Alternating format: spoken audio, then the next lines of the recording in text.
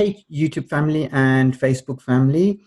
Today is our fitness talk, and we have our guest speaker joining us, Miss Karen Smith. Happy Mother's Day to you, Karen. And she is actually a body and mind nutrition coach. So, Karen, welcome to the show, and please tell us what a body and a mind nutrition coach does. Hi, Khalil. Thank you. Thank you so much. Happy Mother's Day to all the other mothers out there today, too. It's great to see you. Don't get to see you very often these days. Yeah. We're all cooped up. But yeah, body and mind coach looks at not just food and exercise, but also at other things like how much sleep you're getting, stress, and other things like that. So just kind of the whole picture is what that is. So just for everyone to know that me and Karen work in the same gym, and whenever I've needed any nutrition advice, I've always gone to Karen, and she's always more than willing to help anyone out. And it's actually just really nice knowing Karen, because she's just got a wealth of information that normally I would have to pay hundreds and hundreds of dollars to seek. But I go, hey, Karen, what do I do about this? And hey, Karen, what do I do this? So, Karen, what is your speciality? Tell me what you really are passionate about when it comes to being a nutrition coach. Okay, yeah, definitely. Probably my biggest passion is really just helping people to feel better about themselves. Often the goal for them is weight loss, most of them.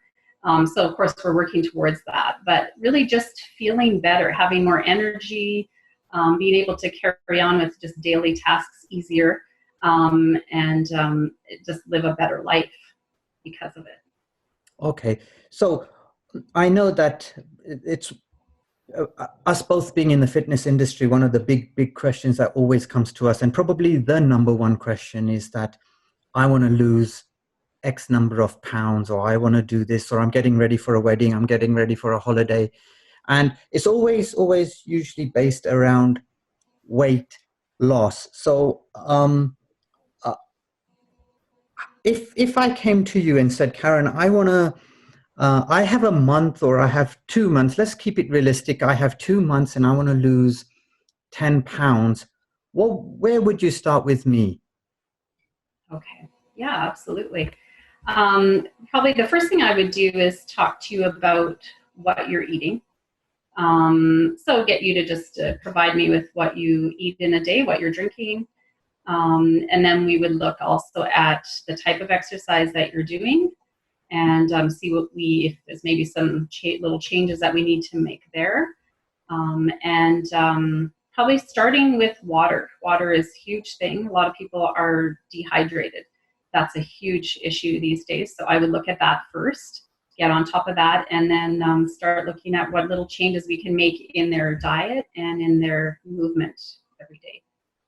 And is there, like, how much water should we be drinking? Let me ask you that. Let's just keep it simple first. Definitely. Yes, there is actually a calculation that you can use, and that would be your body weight divided by 2, and then that would equal your ounces. Now you can also figure that out in milliliters too, or liters. So for instance, 150-pound person divided by 2 would be 75, so that would be 75 ounces, which is just over 2 liters of water a day. Okay. All right. So just as a very rough calculation, is your body weight divided by 2, is your body weight is in pounds, and the result you get is the number of ounces of water that you need to drink. That's correct. That's yes. Correct, is it? Okay. Absolutely. And it will make a difference to, that's a general number, of course, but it will make a difference as to how active you are. If you're exercising a lot, or if you're out in the heat, you're going to need more water. So we have to take that into account also. So this is a minimum amount of water that you should be taking. Definitely, yeah. So if you're exercising, or like it is really hot, then you would add more. Absolutely. Right. And someone like myself, I've lived abroad so many years, and then I I really don't like the taste of water in Canada. If that makes any sense to anyone out there, what do you suggest I do? Because I myself need to increase on my water intake, but like I say, I don't like the taste of water. What do I do? Absolutely. Well, actually, one thing I would recommend is making sure your water is filtered too. So I'll take out some of the, maybe it's a chlorine taste in there, whatever it is. But outside of that, you can add things like lemon juice or lime juice. You can add mint leaves. Some people like to add fruit like berries in there, and then you can drink your water and then just eat the berries when you're done. Or you can get an infuser. You can buy these infusers where you put the fruit in the bottom. So it just kind of seeps through and gives it that little bit of flavor. And that helps for a lot of people just to add a little bit of zest or flavor to it so they can drink the amount that they need to. Okay. All right, I'll definitely do that. But what about all the lemons and limes and oranges and things like that? Isn't it a little bit too acidic for your stomach? That's what I've always been told anyway. Right. Yeah, and if you're eating a lot of fruit, it can become acidic. Lemon juice itself, when you put it into your body in like through water, it actually becomes alkaline in your body. So it does the opposite of what you would think. It is a citrus fruit, but yet it becomes alkaline in our body. So it's a good thing to add to your water, especially like first thing in the morning as kind of a mini cleanse before you eat anything. Oh, wow. So it actually turns the opposite once it's in your stomach from Yeah. acid to alkaline. All right. And okay, look, so I'm going to get a little bit technical. So if I've got a liter bottle of water, how much lemon am I putting in there? Is there such a thing, or is it just to taste? It is kind of to taste. I will do like a mug of water, so that's about 8 or 10 ounces in the morning, and I will just take about a quarter of a lemon and squeeze it in there. Oh, So it's kind of a matter of taste if you like a little bit stronger. But yeah, you could do, for a liter, you said, probably maybe half a lemon, half a lemon? something like Okay. that. All right. And, if that's not too strong for you. Okay. All right. And also, I remember you were one of the first people to get me into apple cider vinegar. Can you tell the viewers out there the benefits of that? Definitely. Yeah, I actually still use that myself off and on. And it is really good. It's for causing the alkalinity in your stomach too. So what it is it's good for your gut bacteria. So that would be a nice thing to add again in that first drink that you have in the morning is to add maybe it's a teaspoon or a tablespoon of apple cider vinegar in with your water. And it's actually really good at putting that good bacteria into your gut before you add food for your day. Is it the first thing that should go into my stomach when I wake up? Is that what you're kind of saying? Yes, Okay, absolutely. Yeah, so if that's that first cup of water that you're having, put it right. in there and All then right. start your day. Yeah. And I know, Karen, that my dad's a big advocate for having hot water. He always, he actually won't have cold water or chilled water. Even on a hot day, he will have not tea hot water, but warmer than normal water. So is there anything behind that, or is that just preference for people? Yeah, that's a really good question. A lot of people have been talking about that for a while, and I've done some of my research on that too, my own research. But what I've found is that they do say it's easier to digest. So for your digestive system, a little bit easier for the food to digest if you're not putting ice cold water in.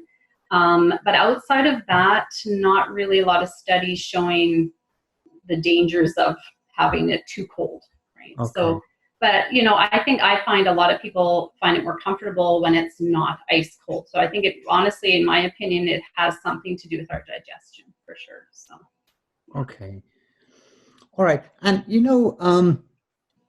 right now, one of the reasons I wanted for you to come on today is that I want to talk about intermittent fasting and the benefits behind that. And I know that on a regular basis, you actually do intermittent fasting yourself. Um, what does it do to the body?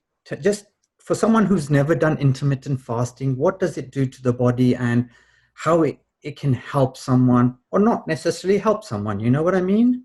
Mhm. Okay. Yes, absolutely. I've done intermittent fasting off and on. With my job, the hours that I worked, it was very difficult being very active, so I didn't do as much. I've probably done more since I've been off because my hours are different, and it's worked very well for me. But yes, absolutely some great benefits just to fasting in general. But intermittent fasting, what it does is it gives your body a break from digestion. We tend to feed all day long, and as a personal trainer too, have taught people to eat, every 2 to 3 hours for many years. And so we're feeding our body constantly. It never gives our digestive system a break. And what also happens too is if we're trying to lose weight, we never can get to those fat stores. It's constantly eating at the sugar and the carbs that are in there because we're constantly putting them in. So in order to reach the fat stores to lose weight, we have to give our body a break from food. And so that intermittent fasting is very beneficial for that. So if you're trying to lose weight, it will help to increase your insulin sensitivity, which decreases your blood sugar. So of course that's going to help to burn fat if that is your goal. And it also helps to get rid of our bad cells. So takes those away so that new ones can come. Focusing also on the gut, so the microbiome, which a lot of people are talking about nowadays, our digestive system. It helps to starve the bad bacteria, or just all the bacteria in our gut. So it starves it down, and then what happens is the new bacteria can build up, so that when we actually introduce food again, our body is using that new bacteria to digest, and definitely is way more effective. All right. So someone who's never done an intermittent fast, can you give me a typical what a day would look like, and what you can have and what you can't have? What is a fast? Okay, so a typical intermittent fast for a new person, definitely I would be careful when you're starting. If you're not used to fasting, it is a big change. And when I started, I was hungry all the time. So definitely I would look maybe at a 12-hour window of eating to start with. So that means 12 hours eating, 12 hours not eating. That would be a good place to start. And some people are doing that already. If they stop eating right after dinner and maybe don't eat till the next day at the same time, they're doing that already, and that's great. So then you could move it to 10 hours if you want, or to 8-hour window of eating. In that window of eating, you do want to make sure that you're getting enough calories, and that is the key. Some people will intermittent fast and they will eat a lot less calories, which isn't great, especially if you're very active. You need to have enough calories to get through your activities. So you want to make sure that you're just having that similar amount of calories in a smaller window. And that is a key thing, especially too if you want to make sure that you keep building muscle and that type of thing. It's important to get enough of the healthy calories in. But you want to keep the food, don't want to just eat junk food all day, right? Mm. And then fast. That's kind of defeating the purpose too. Okay, so basically what you're mentioning is that you can actually stop eating at 6 p.m. in the evening and not eat until 6 a.m. the next morning. And yeah, technically that's your fast, right? Yeah. That's your fast. Yeah. And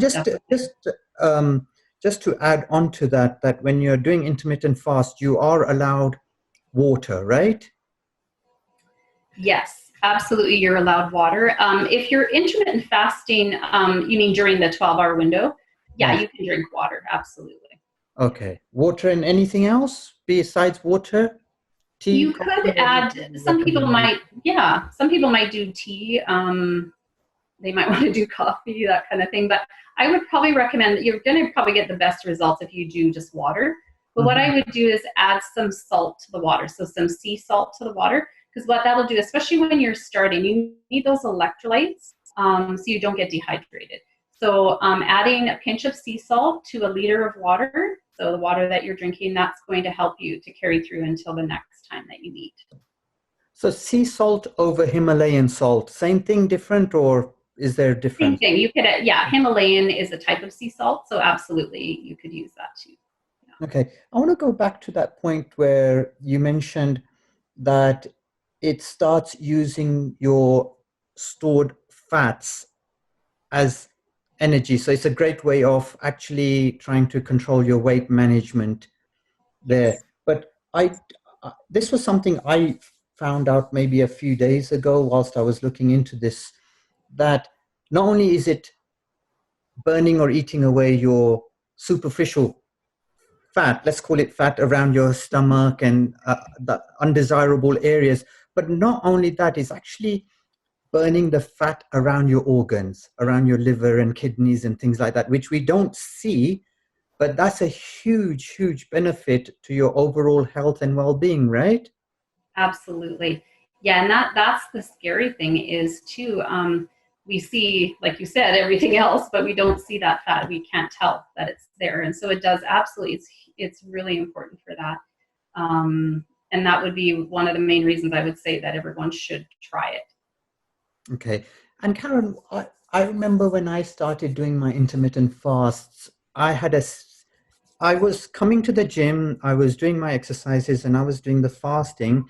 Um, but my weight didn't come down, but all of a sudden my trousers felt better. So can you explain what's happening there maybe? Yes, definitely too. And I know you were coming to the gym, so you were building muscle, and muscle weighs more than fat. So on the scale, you may not see changes happen. You may see a little bit, or you sometimes you even go up, depending on what you're doing for resistance training. But definitely, you want to look more at the inches than the weight. So, and that's what you want to happen. You want to see the inches go, and Hmm. not worry so much about the number on the scale. That's actually, you can look thinner and stronger, but be still the same weight or sometimes even higher on the scale, Yeah. which seems crazy, but that's the way it works because muscle is heavier than fat, so it weighs more than fat. So that's a Yeah. good thing if the trousers are getting looser. Yeah. Yeah. And I think that's a Yeah, really important point, that you don't want to lose muscle mass at all, right? Because that's going to cause problems later on in life. You want to always maintain your muscle mass and keep it going, and hopefully even build some muscle rather than that. What the thing is that by doing the intermittent fasting, you're trying to encourage um, the undesirable fat to go away and get used up for the energy, right? So, yes. uh, right. So, look, again, around the intermittent fasting, I'm brand new to it for argument's sake, or our viewers may be brand new to this. What should they eat when they're going to be starting the fast, and what should they be eating at the end of the fast? Any advice around that? Definitely, yes, good question.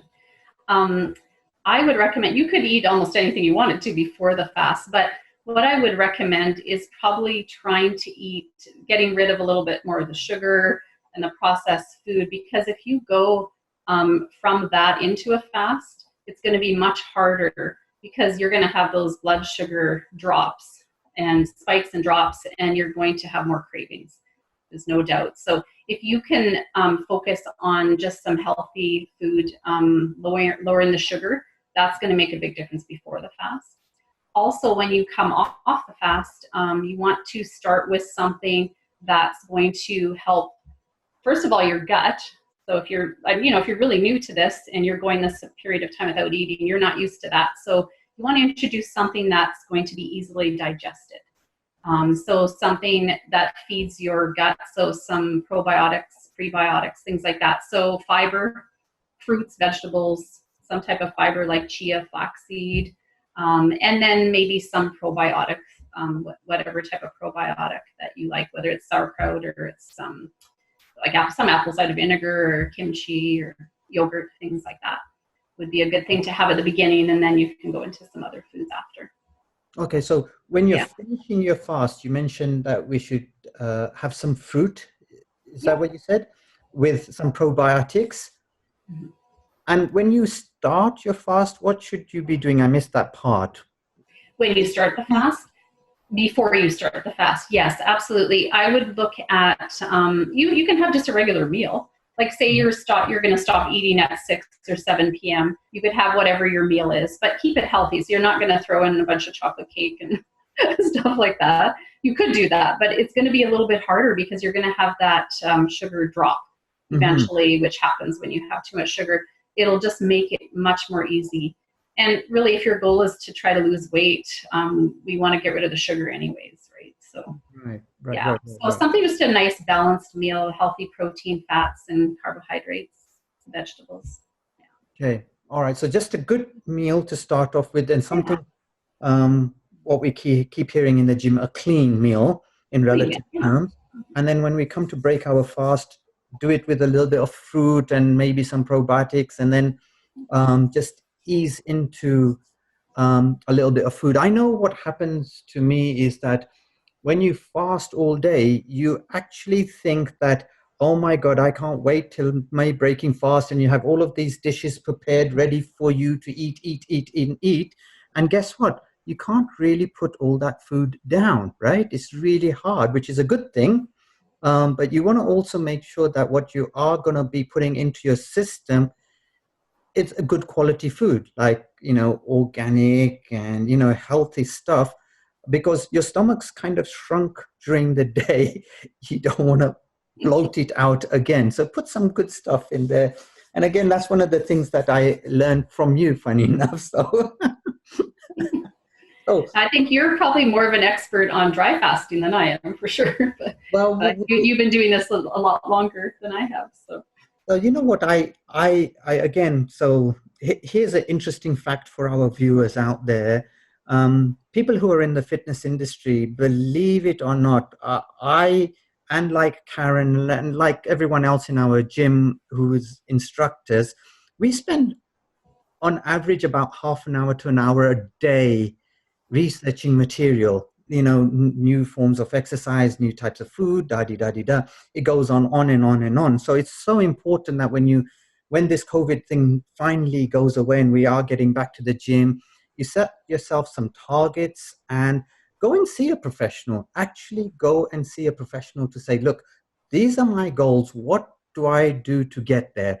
And they will help you so much more than you trying to guess or you trying to do something that your friend has done and it's worked for him, because it's not necessarily that what works for someone else will work for you, right? So do definitely go and see a professional, whether it's for your fitness, your wellness, your nutrition, or whatever. And one of the things that you mentioned very earlier on, Karen, is that through good food, um, it actually helps you have a peace of mind. Your body is you're not going through them emotional ups and downs, if I can put it that way. So food, if you can maybe just elaborate a little bit on how your emotions run with food as well. definitely, and that's a huge thing. And I found that just by experimenting through many years of experimenting is definitely we need for our emotions. We do, and obviously we need to eat, but what we eat is so important. If I have on a Sunday night, for instance, when I was still working at the gym, if I would have a very sugary, like a high carb, and then lots of like sugar cake or ice cream, things like that night, and then get up the next morning and try to come and teach a class, my energy is so much lower than if I stay away from that sugar and I eat something more balanced, maybe a little bit, it can have some sweetness to it, but something a little bit healthier choice. My energy is way higher. And I know that from experimenting with that many times. Hmm. And so what we put in our bodies is going to make a huge difference to our state of mind too. And that's a big thing nowadays, especially what we're dealing with now with, having to be cooped up. And a lot of us are struggling with that. It's hard not to be out. So as much as it's hard to eat healthy when we're stuck in the house. It's really important that we're putting in, like getting that water in with the sea salt, and making sure we're getting enough vegetables and alkaline foods that are going to feed our body, give our body the nutrients that we need. If we get those nutrients, our body will respond in every area, whether it's weight loss or health in general, or just feeling good about ourselves. So it's really important what we're putting in our body. Okay. And I remember when I came to you about some advice on intermittent fasting, you mentioned to me about keeping a food log before actually starting the fast. So can you just let our viewers know what that food log is for, and then how you move from that food log into the intermittent fasting, basically? Okay, yes, absolutely. Well, food log is important, I think, for everybody at some point to know what we're actually putting in our body, because I know myself too, if I don't keep track, or, when I used to not keep track, I realized all the random things that I would just throw in. So you know where you're at, and then you look at it and think, okay, wow, what was I doing? What was I thinking there? So keeping track of that is important, so that we know what we're doing and we know what we maybe need to change. That's an important thing. It keeps us accountable too, right? So, this day I did this, and okay, maybe I can do better tomorrow, that type of thing. So this Did I food log answer your is question? so just going back, is the food log is to establish that if I eat this, my energy is here. If I eat this, my energy is down here, right? Yes, And definitely. also to do with the your mindset, right? So if I eat this, then all of a sudden I'm getting these thoughts, and if I eat Yeah. this, then I'm becoming a positive person, etc., etc. So that was what you were. I'm guessing that's what you were aiming to get me to do, because I'll be the first to admit I'm a big junkie. When I say junkie, I means I love my junk food, right? So, We but all do at times. yeah, but then No, your definitely. Yeah. energy shoots up for a good few minutes, and then guess what? There's also a crash that follows it, right? Yeah. Yeah, and absolutely, and that's what you're saying, Khalil, too, is yeah. So if you actually realize that, then you know that if you can control that, then once you go into your fast that it's going to be a little bit easier if you figured that out before, right? So those crashes and highs and lows.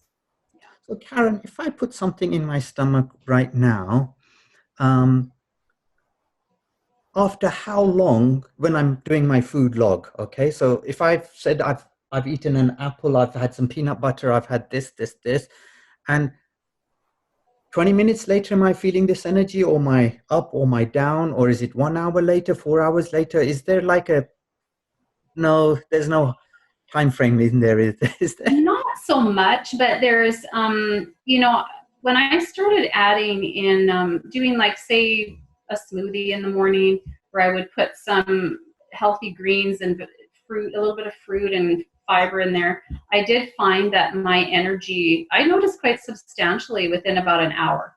That because fruits and vegetables go through your body faster. Like protein is going to take longer to affect you, but fruits and vegetables a little bit quicker for sure. So that type of thing, you might get a boost. It depends on the person too, but you might get a boost a little bit faster. And I definitely find that on the days that I have that, my energy just spikes, right? So Hmm. yeah, for me anyways. Again, everyone's a little bit different, but yeah. Okay, so again, just to summarize on the last few little points here, is that if you keep a food log, you will find out that what foods work for you, and it's very specific to you. What foods don't work for you, meaning, you're feeling sluggish, you're feeling down, you're feeling upset. So when you find these good foods that work for you, you're going to try and focus more on them. And let's face it, these good foods is what your body's craving anyway, but we're depriving our body because we're putting junk in there, right? So, all right. So once we've got this food log done, for how long would we be doing this before we start our intermittent fasts? Doing the food log itself. Yes. You could do it for a week, maybe something like Okay. that. Just kind of see, especially if you're just starting. if we're talking about someone that's just starting out, definitely, because then it gives you an idea of what you're doing, first of all, and then you, like we were talking about before, the highs and lows, and yeah, it gives you enough time to figure that out. Okay. All right. Fine. Now, I've got to thank you one more time, Karen, because um, I get really peckish. That's a British term. Is that familiar in Canada? I've heard it.